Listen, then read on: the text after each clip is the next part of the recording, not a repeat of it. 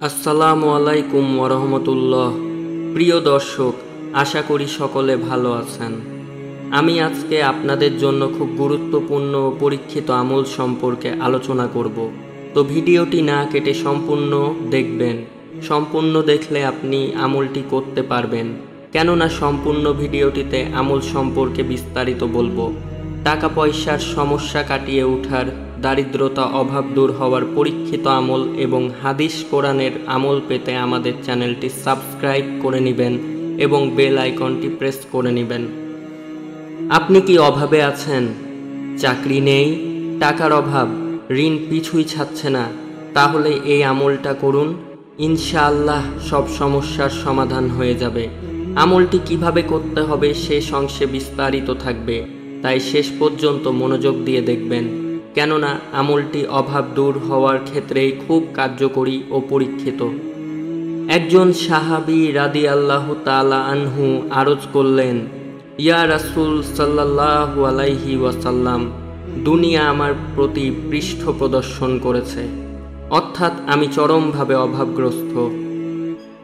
তার কথা শুনে রাসূল সাল্লাল্লাহু আলাইহি ওয়াসাল্লাম ইরশাদ করলেন, তোমরা কি ওই তাসবিহ ভুলে গেছো যে তাসবিহ ফেরেশতা এবং মাখলুকের, যার বরকতে রুজি প্রদান করা হয়?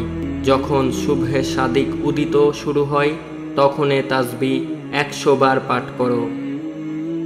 দোয়াটি হলো সুবহানাল্লাহি ওয়া বিহামদিহি সুবহানাল্লাহিল আলিয়্যিল আযীম ওয়া বিহামদিহি আস্তাগফিরুল্লাহ। অর্থ, মহাপবিত্র আল্লাহ এবং সকল প্রশংসা তার জন্য। মহাপবিত্র আল্লাহ, যিনি সমুচ্চ মহান এবং সকল প্রশংসা তার জন্য। আমি আল্লাহর কাছে ক্ষমা চাই।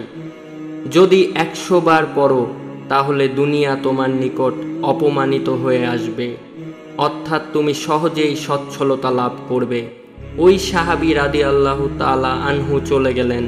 কিছুদিন পর পুনরায় হাজির হয়ে আরজ করলেন, ইয়া রাসূলুল্লাহ সাল্লাল্লাহু আলাইহি ওয়াসাল্লাম, দুনিয়া আমার নিকট এত বেশি আসছে, আমি হতবাক, কোথায় যাব, কোথায় রাখব?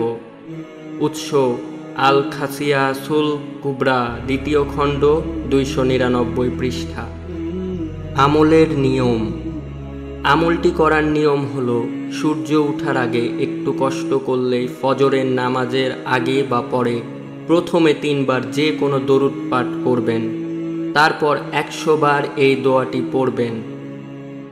দোয়াটি পড়া শেষে আবার পুনরায় দরুদ পাঠ করবেন।